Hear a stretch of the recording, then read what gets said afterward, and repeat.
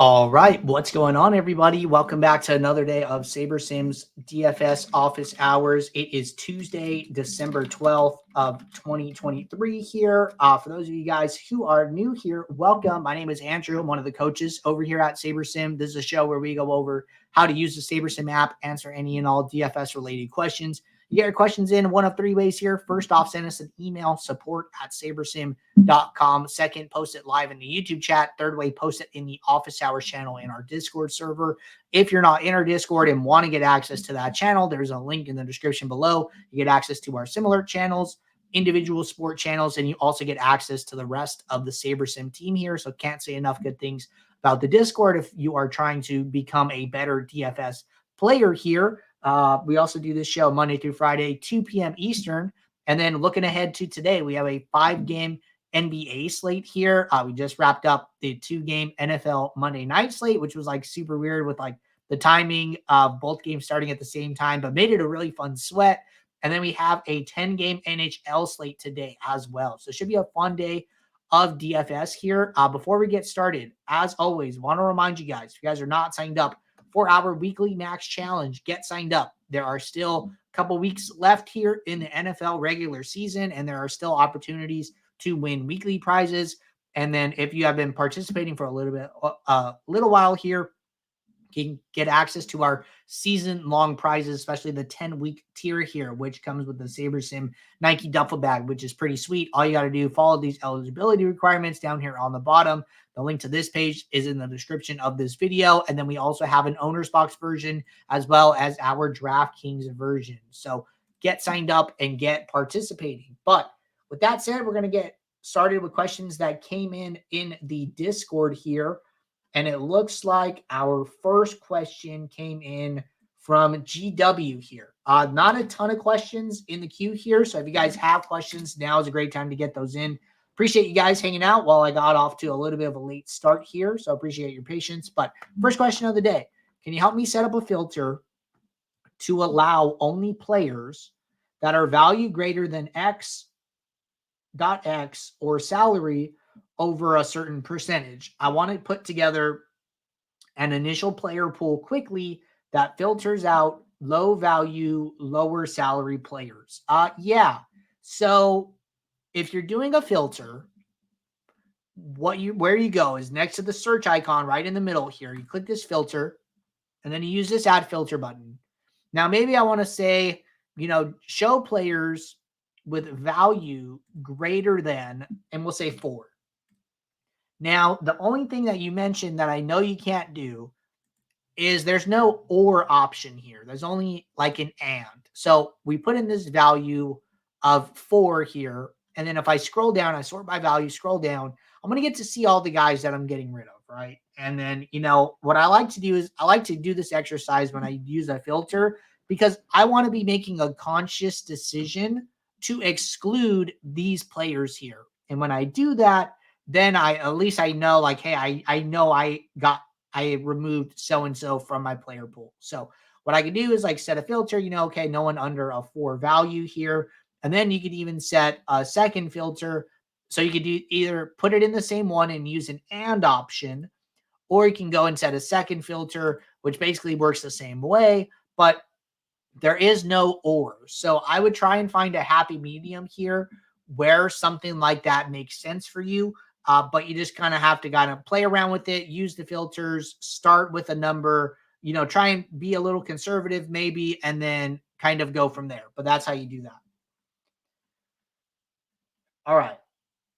Looks like our guy Peter having some success. Congrats, Peter, man.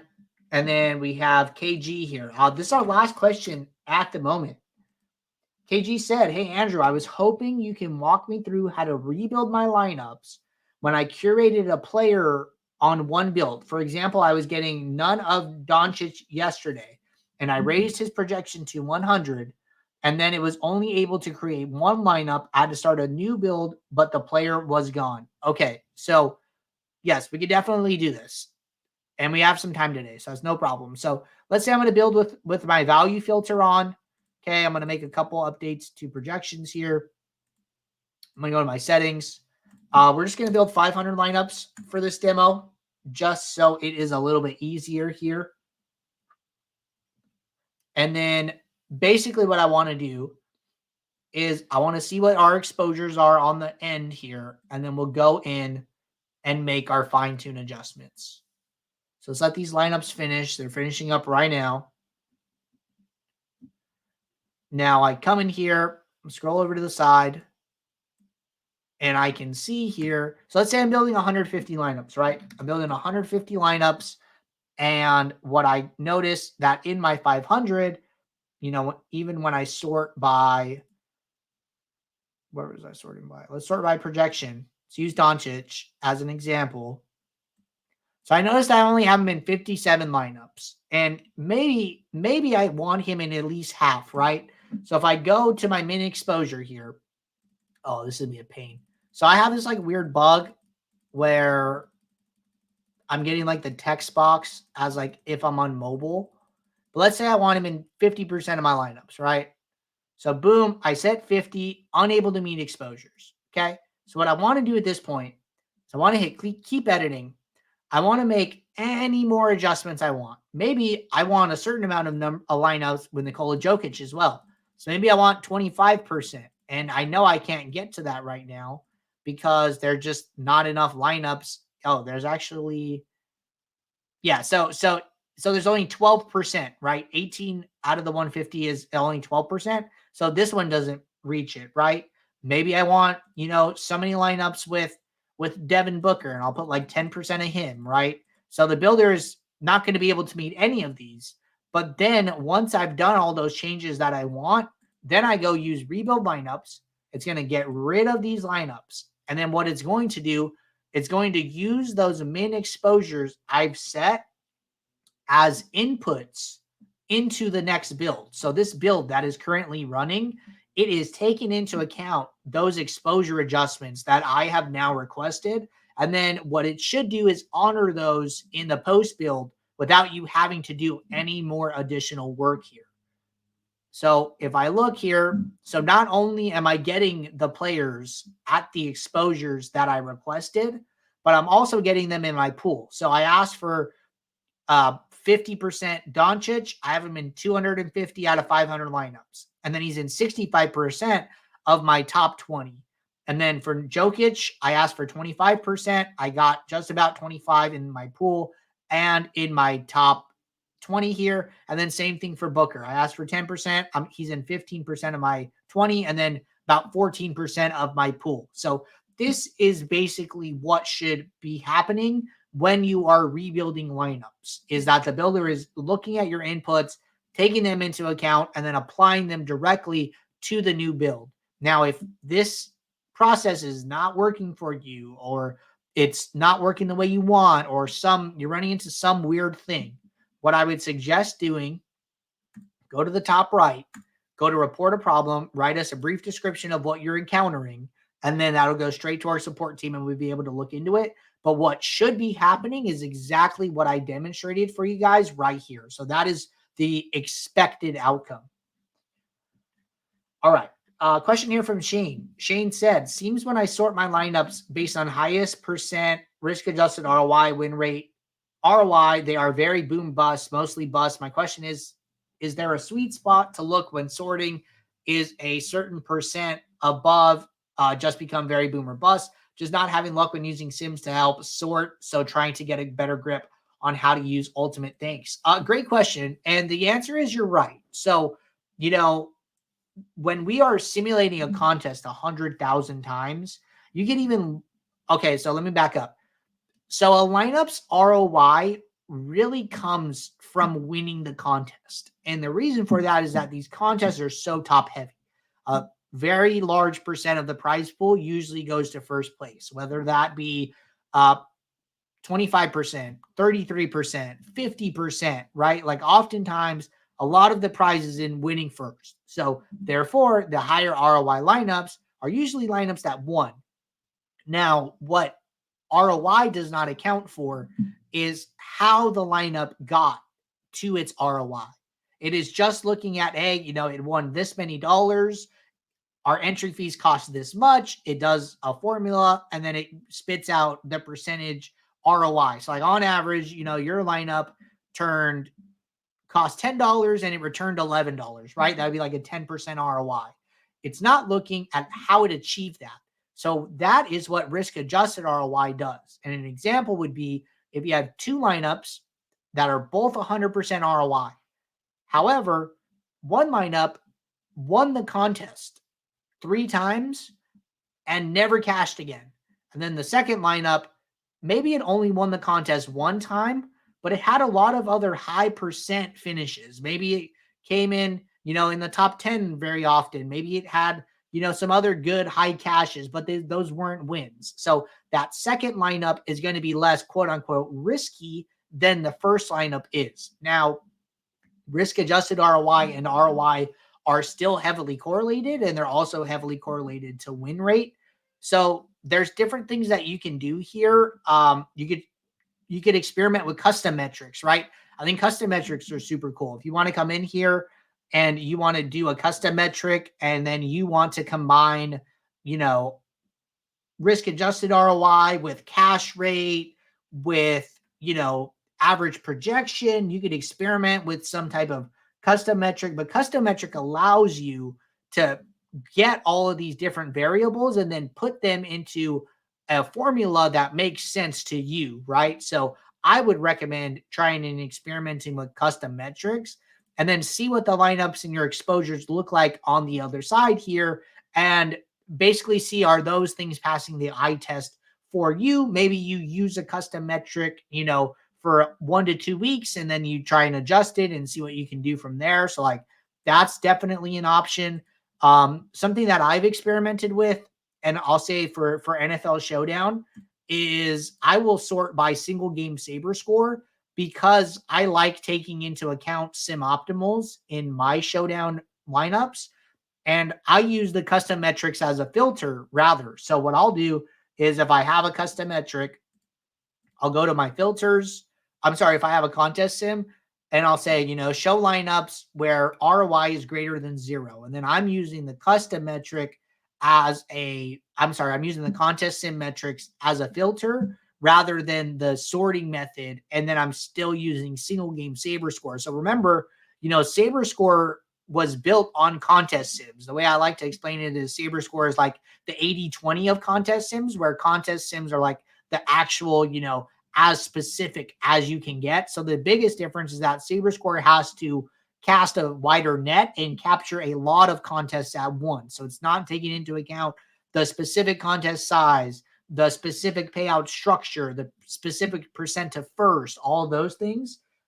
Saber score does not capture that as well as contest sims do. So not to say saber score is bad, right? I still like saber score. I still like accounting for sim optimals. The reason I use that is because I don't feel like I'm smart enough to go and create a custom metric that is better than what was already back tested and created. So there's different ways to use contest sims. And, I think that messing around with custom metrics or other sorting metrics and filters are definitely good ways to continue to incorporate those things and not use them as sorting methods directly. But very good question.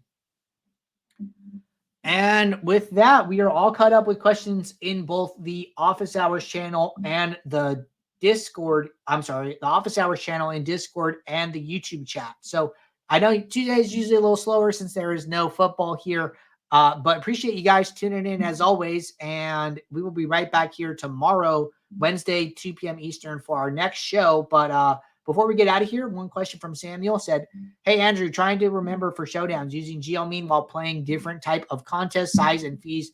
Which Geomean should I use?" Great question. So Geomean is always a formula that takes into account the size of the contest that you are playing. So if you go to our help docs, we have a really good 4-minute short video here that really breaks it down in really good detail. So if you go to the support library, type in geometric, you're going to get this article here, which I will drop in the YouTube chat. And really what the formula says, and maybe I could do it here. Open up a Word doc. Hold on. So the formula is number of dupes. So this is like the number that you choose. So usually I start with something like 20 as like a baseline divided by, number of entries in the contest. So this will change contest by contest basis. And you take that to the power of 1 divided by the number of players in your lineup. So for Showdown, it's typically 6 here. And then your formula would look like that. So depending on the contest that you're playing, we'll change the number in the denominator here. And then I just say 20 is like a good baseline, because the truth is I don't think that geometric mean is like an end all be all, like, oh, this number is always accurate. I think there are other things that you can do with either salary limitations or things that you can do with lineup construction, and having a very good understanding of like, hey, what's the spread? Oh, so-and-so is a 10-point favorite. They're probably going to be a lot of 5-1 and 4-2 lineups in favor of this team. Who's the popular captain?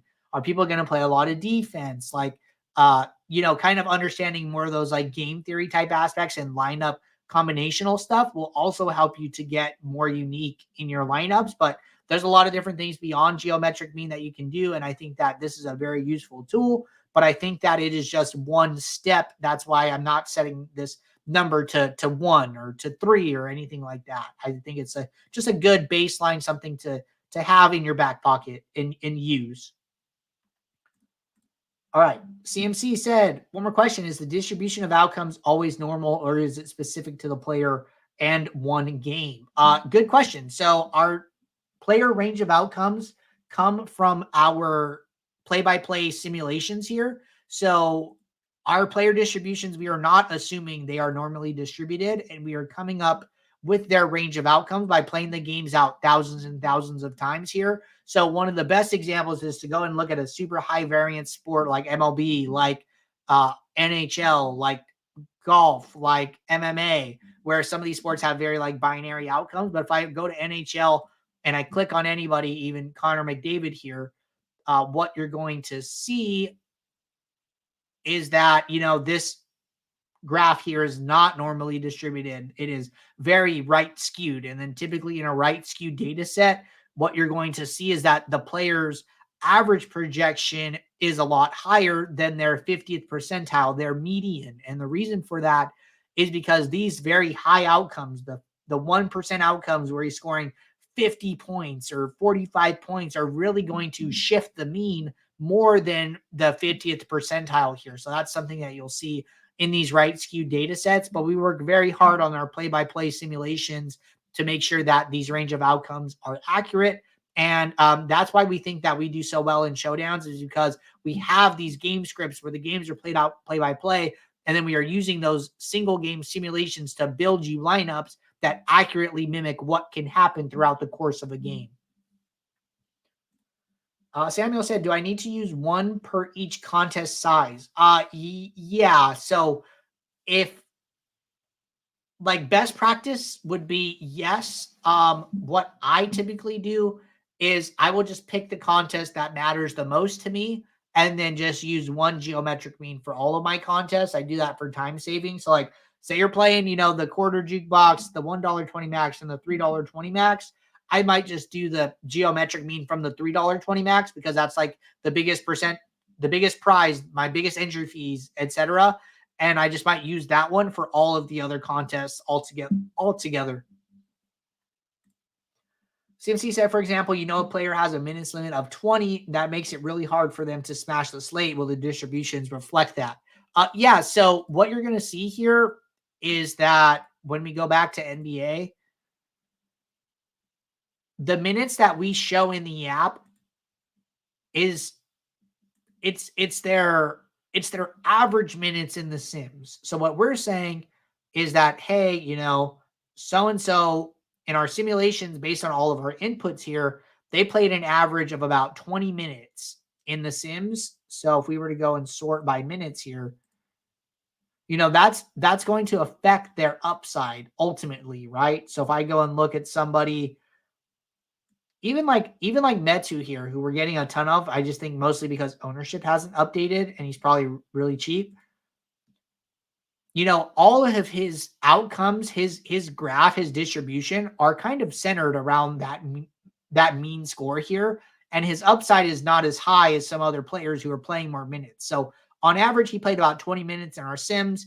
And then his upside outcomes, you know, 30%, I'm sorry, 30 points, 3% of the time. You could also see it in the player percentiles over here on the right. You know, his 95th percentile is 30 points. His 99th percentile is 36 points. And so remember that a 99th percentile for the player is saying that, hey, in our sims, he only scored 36 points 1% of the time. And that was his highest 1% of outcomes in the sims here. So the minutes are being taken into account when analyzing these players' graphs here, and then all of the percentiles are updated accordingly. Samuel said, thanks. Always amazing help, Andrew. Yeah, man, happy to help out. And then any time frame on that fantasy point per minute feature. You know what? I don't have one here, but the more times these things come up, the easier it is for me to push for features to get added here. So I will, you know, go back and see where we're at with that. But I can definitely take that back to the team. But all right, appreciate a couple last questions there. Definitely enjoy doing this show for you guys and answering questions as long as they come in. But with that said, we will be right back here tomorrow, 2 p.m. Eastern for our Wednesday show. Appreciate you guys tuning in as always. And until tomorrow, take care. Good luck. I'll see you all. Thanks. Bye.